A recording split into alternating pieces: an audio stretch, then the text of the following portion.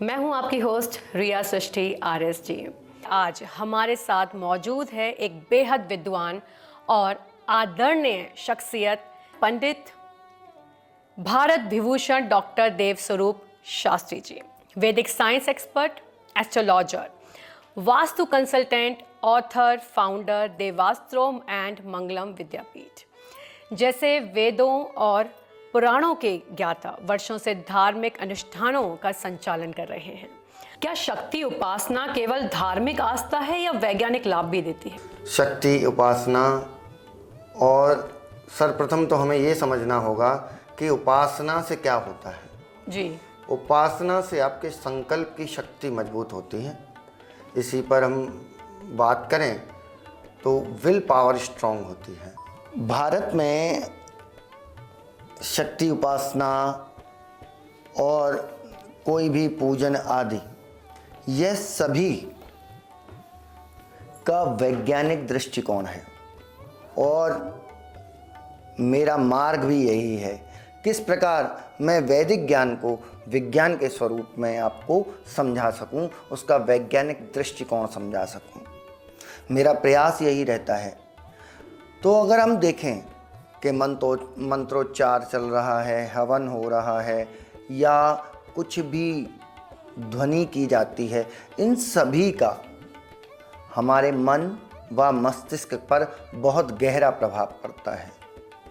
अग्निहोत्र करते हैं, अग्नि प्रज्वलित करते हैं, यह सभी कुछ हमारे मन और मस्तिष्क को बहुत प्रभाव देती हैं। और ये जो देवी दुर्गा के 9 स्वरूप हैं, इन 9 स्वरूपों को, इन 9 शक्तियों को जागृत करने में हमारा सहयोग करती हैं। तो इसलिए ये केवल उपासना नहीं, यह उपासना केवल धार्मिक अनुष्ठान नहीं, आपके मन की शक्ति को जागृत करने का एक प्रयोग है।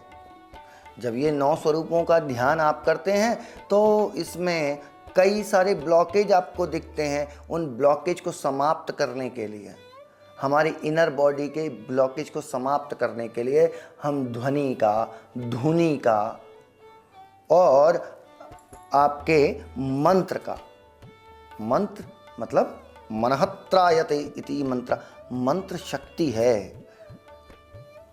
मन जिस चीज़ की आवृत्ति बार बार करे उसे मंत्र कहते हैं। और इसीलिए मंत्र शक्ति से आप जिस चीज़ों से पुराने हिप्नोटाइज हैं, पुराने डायमेंशंस में हैं, उस हिप्नोटिज्म को तोड़ने की शक्ति हमें प्राप्त होती है।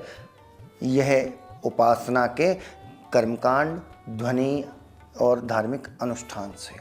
हवन और अग्निहोत्र का पर्यावरण पर क्या प्रभाव है, आइए जानते हैं पंडित जी से।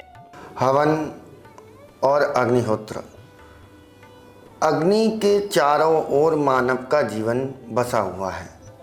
अग्नि इतना महत्वपूर्ण है कि व्यक्ति ने जब अग्नि खोजी तो उसके जीवन में बहुत बड़े बदलाव आए। व्यक्ति के मन के कई प्रकार के भय समाप्त हुए।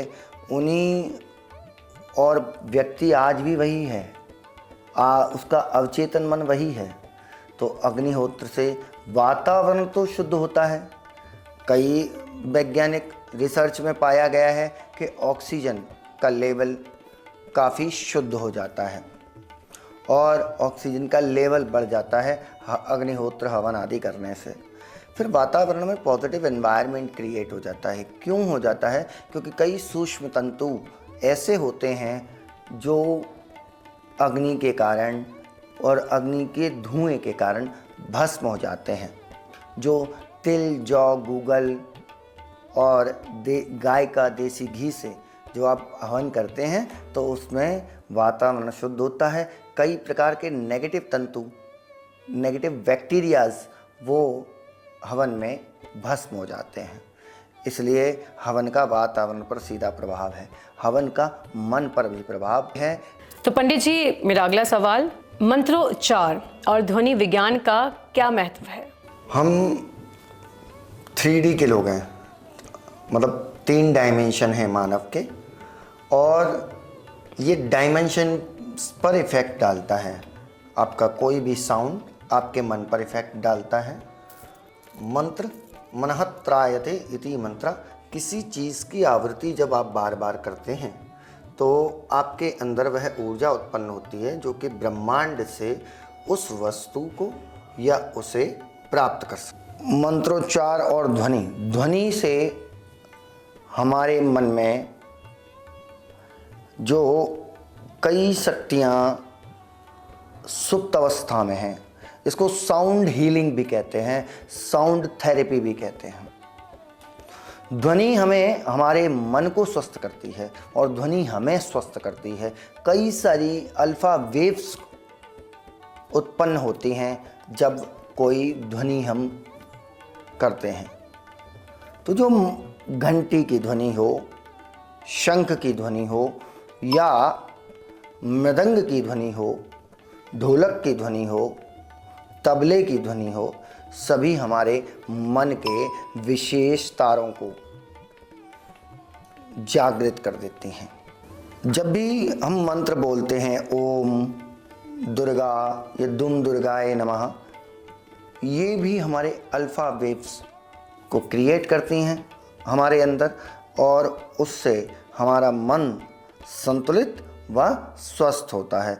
और जिस व्यक्ति का मन संतुलित व स्वस्थ होता है उस व्यक्ति को जीवन में आनंद मिलता है।